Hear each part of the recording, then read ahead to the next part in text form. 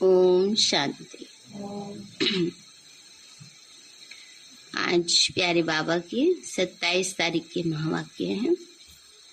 बाबा हम बच्चों को रोज रोज ये अटेंशन दिलाते हैं कि हमें अपनी अवस्था पावरफुल बनानी है, और अवस्था को पावरफुल बनाने के लिए हमें अपने चारों सब्जेक्ट पर अटेंशन देना है।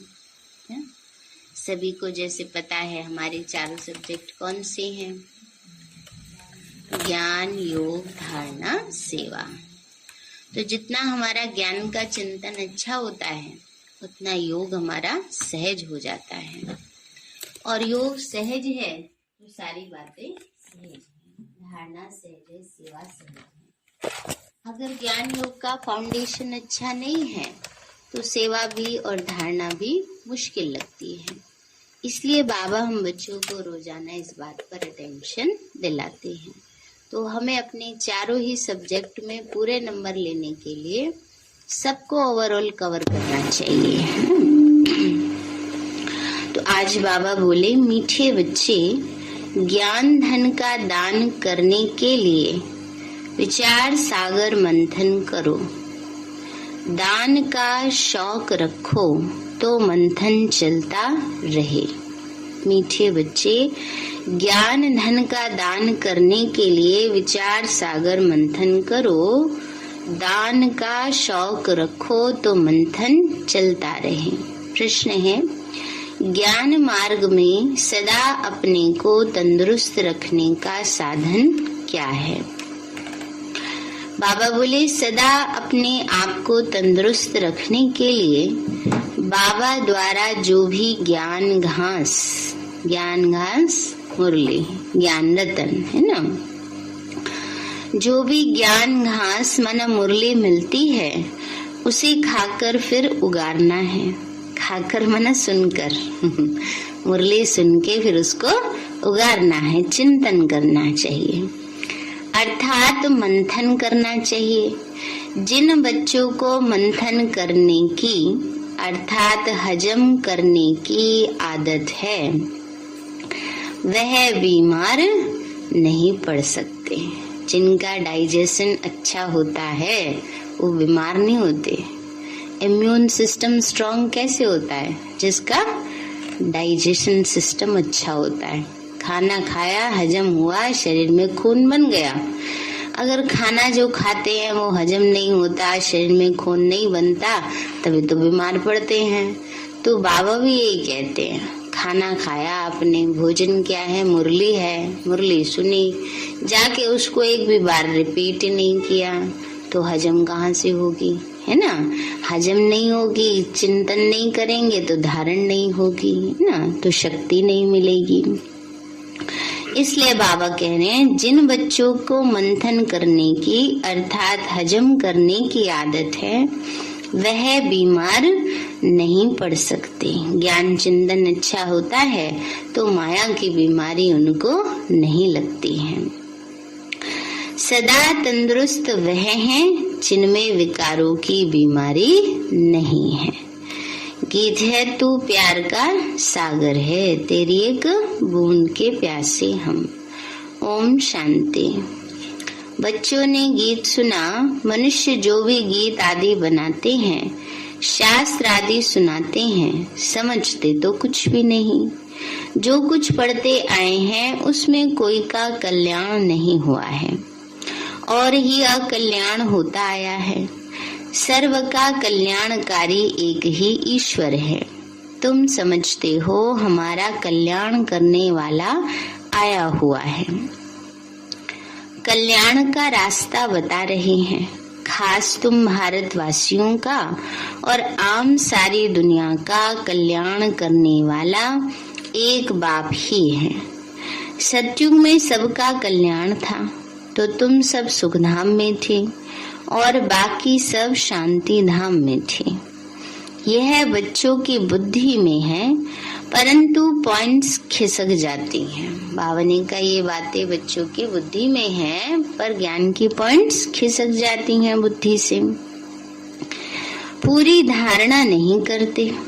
अगर एक पॉइंट पर विचार सागर मंथन करते रहें तो ऐसा न हो। जानवरों में जितना अक्कल है, आजकल के मनुष्यों में उतना भी अक्कल नहीं। बाबा कहते जानवर माना गऊ घास खाती है तो उगाड़ती रहती है ना, एक बारी खा लेती है चारा और बैठ करके सारा दिन जुगाली करती रहती है तो उसका खाना हजम हो जाता है। तुमको भी भोजन मिलता है परंतु तुम फिर सारा दिन उगाड़ते नहीं, वह तो सारा दिन उगाड़ते ही रहते हैं। यह तुमको मिलता है ज्ञान घास, तो योग और ज्ञान इस पर दिन भर विचार सागर मंथन करते रहना चाहिए। जिनको सर्विस का शौक नहीं वह विचार सागर मंथन करके क्या करेंगे। शौक नहीं तो करेंगे भी नहीं। बाबा ने कहा जिनको सेवा करने का शौक ही नहीं उनका विचार सागर मंथन भी नहीं चलता है। कोई कोई को ज्ञान धन देने का शौक रहता है। गौशाला में मनुष्य जाकर गौओं को घास आदि देते हैं, वह भी पुण्य समझते। बाप तुमको यह ज्ञान घास खिलाते हैं, ये तो याद रहेगा, है ना। ज्ञान घास बाबा खिला रहे हैं आज। सारा दिन उस ज्ञान घास को खाकर उगारना है, जुगाली करनी है ना। तो बाबा कहते बच्चे इस पर विचार सागर मंथन करते रहेंगे तो खुशी में रहेंगे और सर्विस का शौक भी होगा। कोई लोटा भर लेते हैं अथवा बूंद लेते हैं, वे भी स्वर्ग में चले जाएंगे। स्वर्ग के द्वार तो खुलने ही हैं, यूं तो ज्ञान सागर को हप करना है। हम सब बच्चों ने क्या किया है, बाबा को हप किया है, सारा ही ले लिया है। तो बाबा कहते हैं बच्चे यूं तो ज्ञान सागर को सारा ही हप करते हैं, कोई तो बूंद लेते तो फिर भी स्वर्ग में चले जाते। बाकी जितना जितना धारणा करेंगे उतना ऊंचा पद पाएंगे। बाकी स्वर्ग में एक बूंद से भी चले जाएंगे। तभी तो 33 करोड़ बनेंगे ना। 33 करोड़ देवी देवताओं का गायन है तो 33 करोड़ की गिनती तो पूरी होगी, है ना। तो बूंद वाले भी आ जाएंगे। थोड़ा सा लिया, ज्ञान लिया, बाबा कहना सीखा, दिल से बाबा कहना सीखा, तो स्वर्ग माना त्रेता अंत में आएंगे। ऐसे नहीं कोई सोच ले बाबा कह रहा है स्वर्ग में तो आ जाएंगे तो सतयुग में आएंगे, नहीं।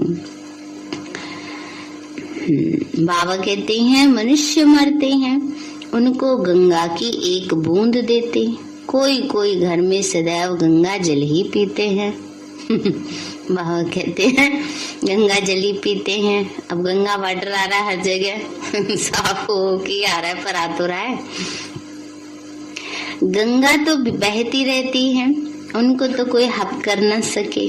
तुम्हारे लिए तो गाया हुआ है, सागर को हप कर लिया।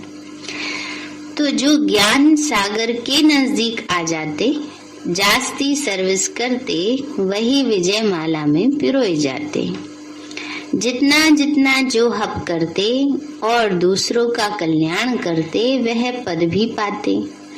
जितना धारणा करेंगे उतना खुशी भी होगी। धनवान को खुशी होती है ना, जिनके पास बहुत अथाह धन होता है, दान करते हैं, कॉलेज धर्मशाला आदि बनवाते हैं, तो उनको खुशी रहती है।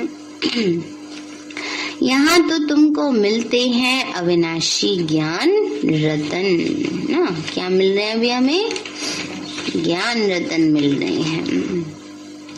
21 जन्मों के लिए अविनाशी ज्ञान खजाना, जो अच्छी रीति धारणा कर फिर दान भी करते हैं, उन्हें अच्छा पद मिलता है। कोई कोई बच्चे लिखते हैं बाबा हमको दिल होती है कि नौकरी छोड़ इस रूहानी सर्विस में लग जाए, है ना। किसी किसी बच्चे का मन है, कोई बंधन नहीं है परिवार का, उसको बाबा छुट्टी देते हैं।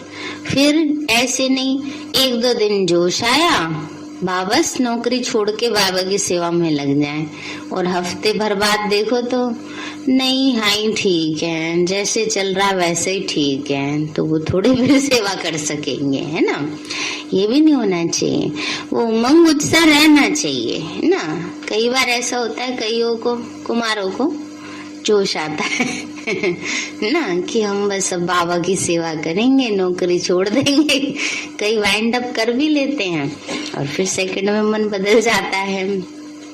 तो ऐसा भी नहीं होना चाहिए, फिर वो बाबा देख करके देते हैं सेवा, है ना। तो उतने उमंग उत्साह में सदा रहें और उतनी योग्यता भी हो ना, सेवा का उमंग भी हो और साथ साथ योग्यता भी हो। तो बाबा कहते हैं बच्ची, प्रोजेक्टर प्रदर्शनी लेकर फिरते रहें। एक बूंद भी कोई को मिलेगी तो कल्याण हो जाएगा, ज्ञान की एक बूंद भी किसी को देंगे तो उसका कल्याण। सर्विस का बहुत शौक है, बाकी हर एक की अवस्था को बाबा जानते हैं। सर्विस के साथ गुण भी तो चाहिए। बाबा ने कहा सेवा करते हैं लेकिन सेवा करते करते टकराते ही रहते हैं, है ना। तो वो क्या कर रहे हैं, सर्विस थोड़ी ही हो रही है, वो तो डिससर्विस हो रही है ना।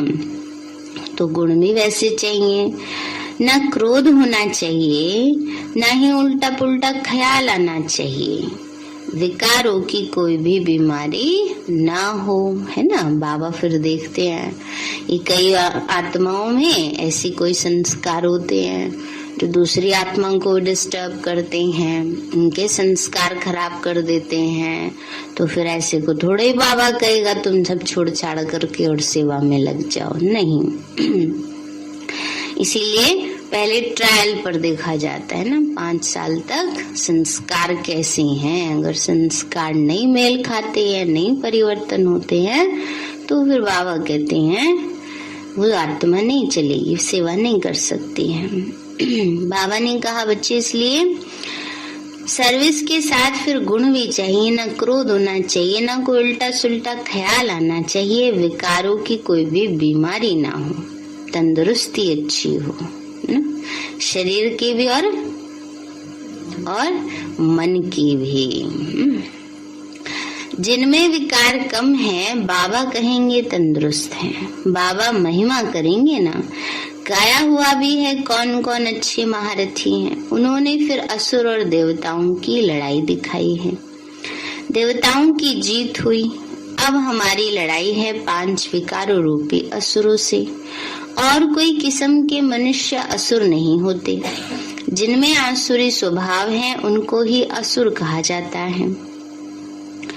नंबर 1 आसुरी स्वभाव है काम का, इसलिए सन्यासी भी इसे छोड़ भागते हैं। इन आसुरी अवगुणों को छोड़ने में मेहनत लगती है, रहना भी गृहस्थ में है ना। अभी बाबा कहते इतनी में आराम से नहीं छूट जाते। अब कैसे छोटे 2500 साल का साथ है ऐसे कैसे छोड़ देंगे भाई, है ना। इसलिए तभी छूटेंगे ना जब मेहनत करेंगे ना। जो 2500 साल से साथ हो तो पूरा साथ देते हैं ना, तो इसीलिए उनको छुड़ाने के लिए भी तो मेहनत चाहिए ना। इस तन में थोड़ा समय रहते हैं, इस देह का भान छोड़ने में ही कितना वो लगता है ना। और माया तो आत्मा के साथ इतने समय से चलती आ रही है।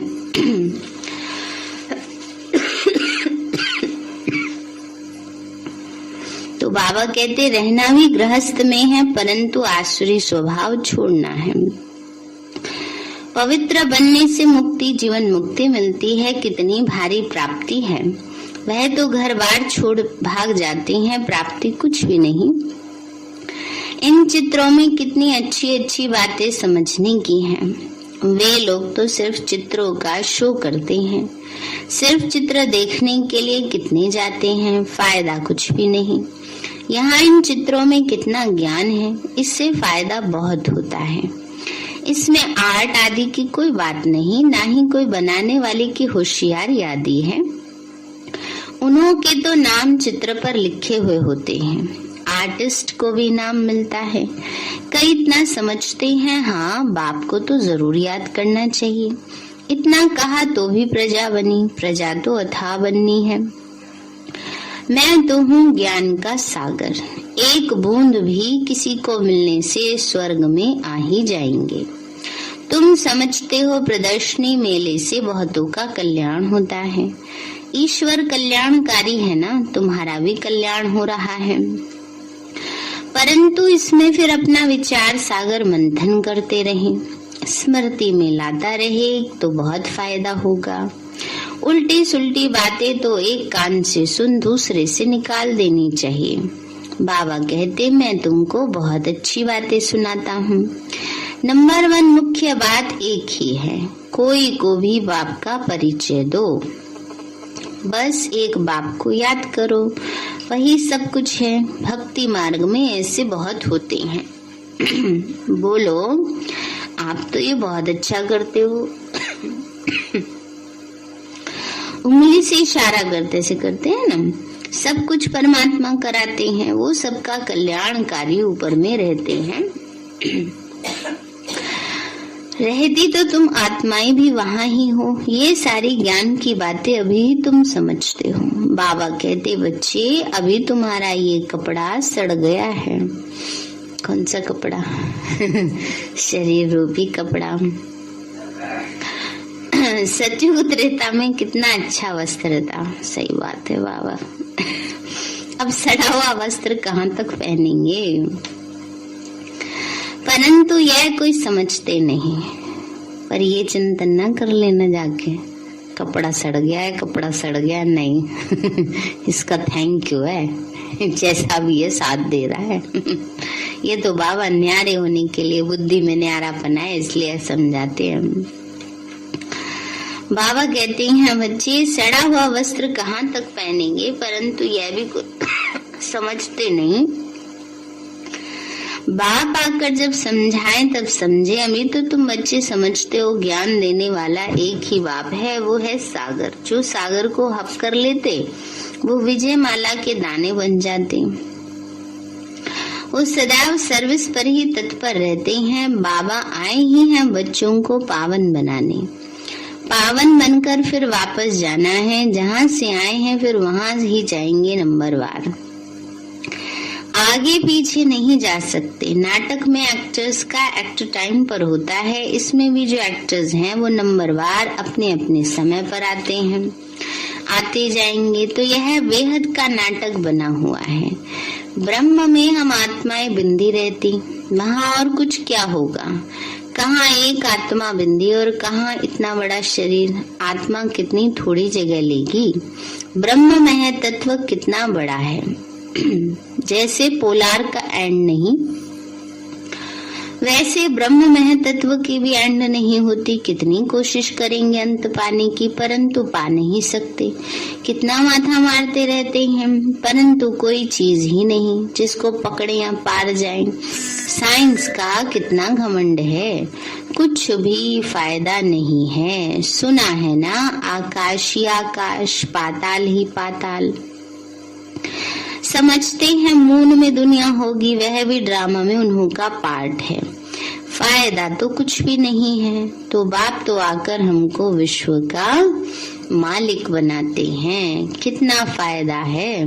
बाकी मून में जाओ, छू मंत्र से बबूत आदि निकालो, इससे फायदा क्या? पानी पे चल के दिखाते हैं, चंद्रमा पर जा रहे हैं, प्लॉट भी खरीद कर लिए थे कईयों ने। तो ये सोचने वाली बात है कि चलो एक जना तो चला गया, वो फ्यूल लेके पूरा नीचे से ईंधन ना, और बाकी सब जाएंगे, वो कैसे जाएंगे? इतनी लंबी सीढ़ी थोड़ी बनाई जाएगी इस चंद्रमा से यहाँ तक आ जाए।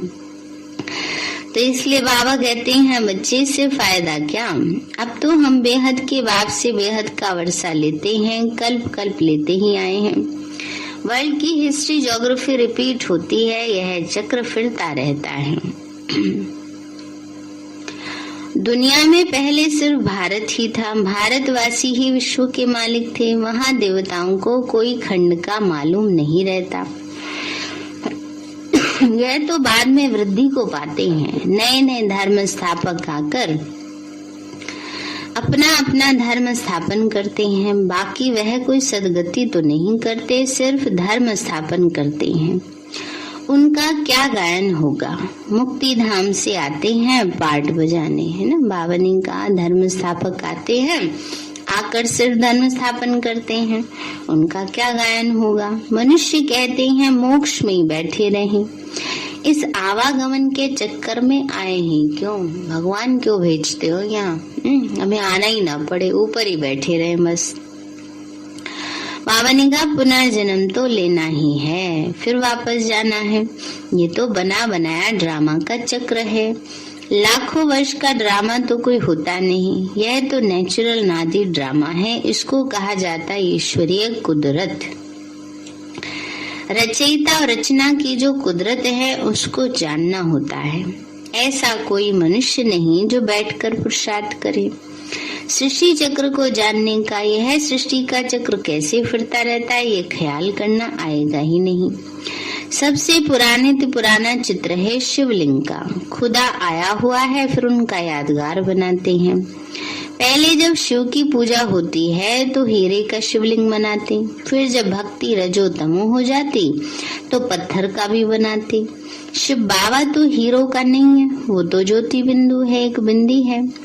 पूजा के लिए इतना बड़ा बनाते हैं, समझते हैं हम हीरे का शिवलिंग बनाएं। सोमनाथ में कि इतने बड़े मंदिर में एक बिंदी रखें तो समझ ही ना आए ना, बावनी का इतना बड़ा मंदिर, उसमें एक ज्योति बिंदु रख दें तो समझ नहीं आए, इसलिए इतना बड़ा शिवलिंग बनाते हैं।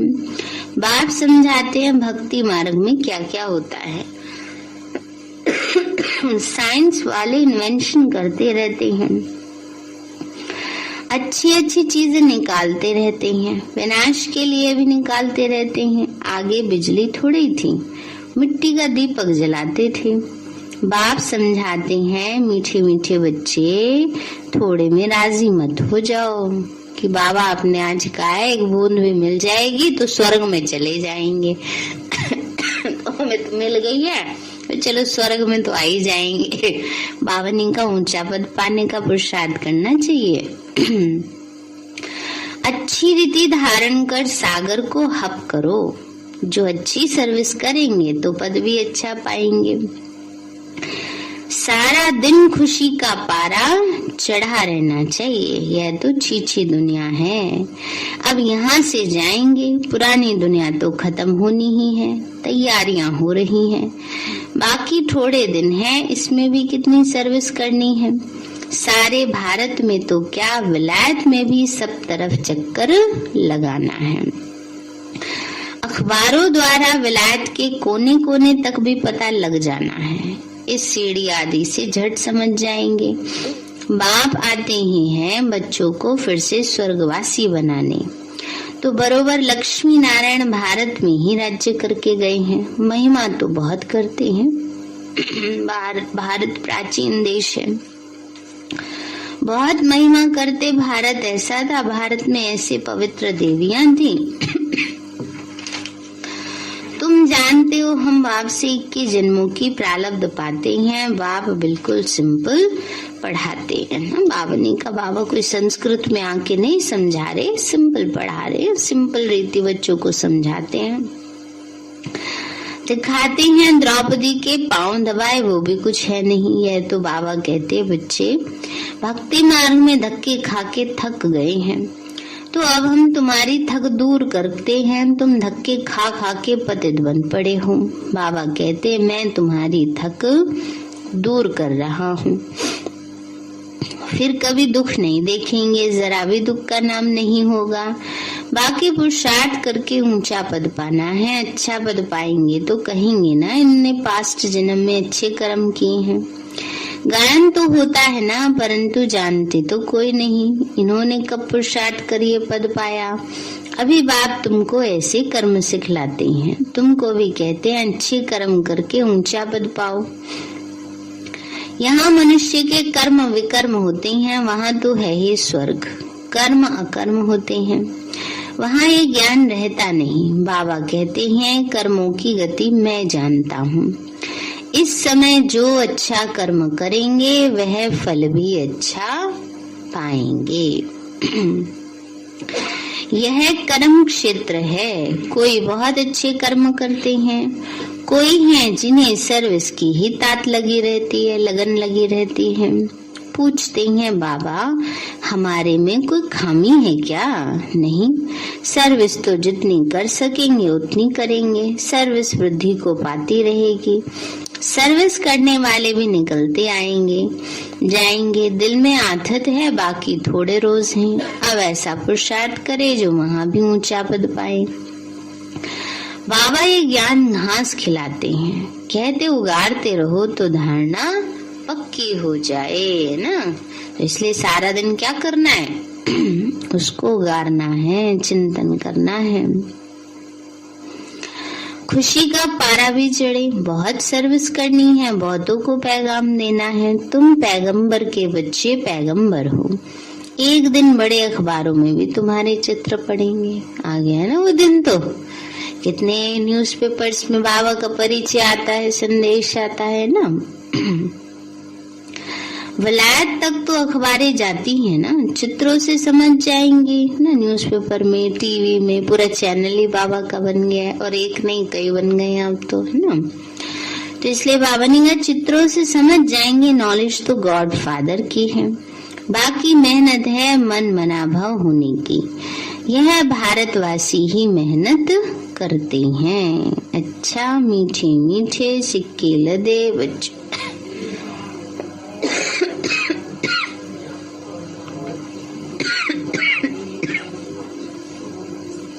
रूहानी हम बच्चों की रूहानी माँ। नमस्ते नमस्ते। धारणा के लिए मुख्य सार है, बाप जो अच्छी अच्छी बातें सुनाते हैं उन पर विचार सागर मंथन कर बहुतों का कल्याणकारी बनना है। आप जो बातें सुनाते हैं ज्ञान की, उन पर विचार सागर मंथन कर बहुतों का कल्याणकारी बनना है। उल्टी सुल्टी बातें एक कान से सुन दूसरे से निकाल देनी है।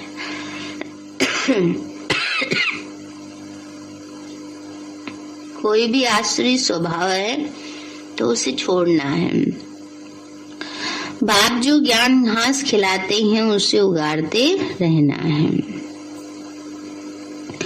वरदान दिया बाबा ने, सदा अपने पवित्र स्वरूप में स्थित रहे, गुण रूपी मोती चुगने वाले होली हंस भाव। सदा अपने पवित्र स्वरूप में स्थित रहे, गुण रूपी मोती चुगने वाले होली हंस भाव। बाबा बोले आप होली हंसों का स्वरूप है पवित्र, और कर्तव्य है सदैव गुण रूपी मोती चुगना। अवगुण रूपी कंकड़ कभी भी बुद्धि में स्वीकार न हो, लेकिन इस कर्तव्य को पालन करने के लिए सदैव एक आज्ञा याद रहे कि ना बुरा सोचना है, ना बुरा सुनना है, ना बुरा देखना है, ना बुरा बोलना है।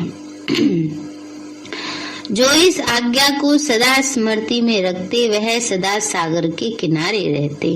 हंसों का ठिकाना है ही सागर ना। तो बाबा कहते ज्ञान सागर के सम्मुख वही रहेंगे जो गुण रूपी मोती चुगते हैं और न बुरा देखते हैं, न बुरा सोचते हैं, न बुरा बोलते हैं।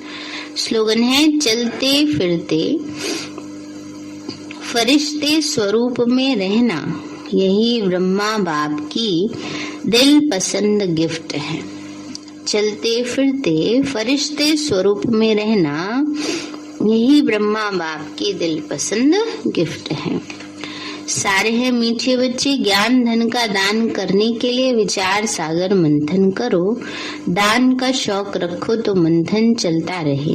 प्रश्न है, ज्ञान मार्ग में सदा अपने को तंदुरुस्त रखने का साधन क्या है? बाबा बोले, सदा अपने आप को तंदुरुस्त रखने के लिए बाबा द्वारा जो भी ज्ञान घास माना मुरली मिलती है उसे खाकर फिर उगाड़ना चाहिए, अर्थात मंथन करना चाहिए। जिन बच्चों को मंथन करने की अर्थात हजम करने की आदत है वो बीमार नहीं पड़ सकते। सदा तंदुरुस्त वह जिनमें विकारों की बीमारी नहीं है। गीत है तू प्यार का सागर है। अच्छा, ओम शांति। कल संडे है तो कल सवेरे 7 बजे से 8 बजे तक योग रहेगा। ठीक है, तो सभी को पूरा अटेंड करने का लक्ष्य रखना है। मीठे बाबा, आपने हमें सब कुछ दिया, आपका पदम गुणाबार शुक्रिया। प्यारे बाबा, आप हमें ज्ञान, गुण, शक्तियों,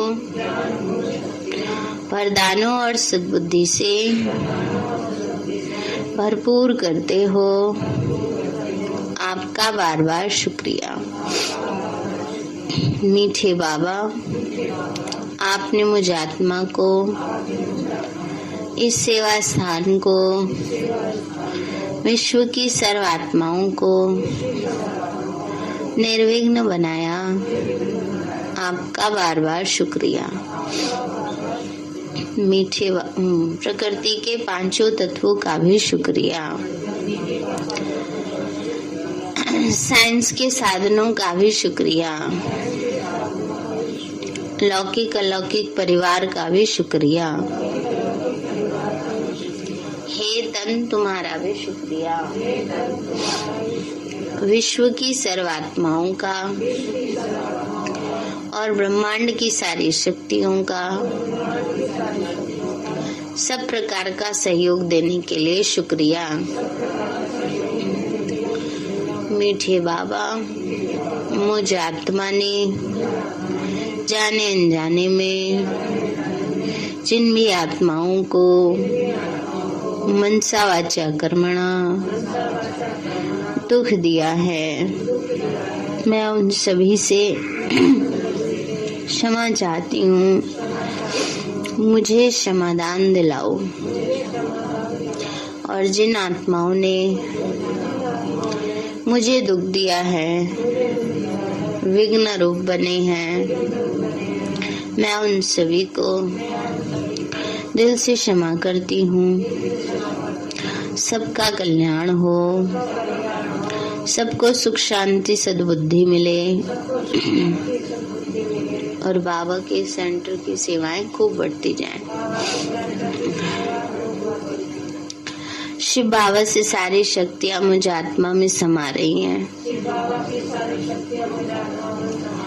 पूरे शरीर में फैल रही हैं,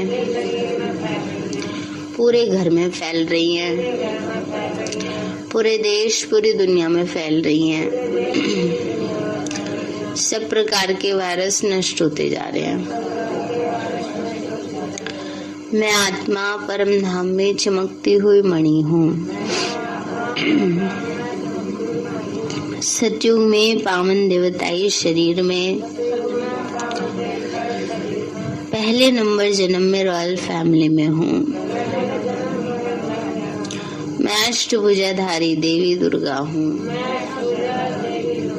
विघ्न विनाशक गणेश हूँ। मैं बाबा की छत्र छाया में पलने वाली सर्वश्रेष्ठ ब्राह्मण आत्मा हूँ। मैं फरिश्ता हूँ। मेरे साथ सब कुछ बहुत अच्छा होगा। मेरे साथ सब कुछ बहुत अच्छा होगा। मेरे साथ सब कुछ बहुत अच्छा होगा। मेरे साथ सब कुछ बहुत अच्छा होगा।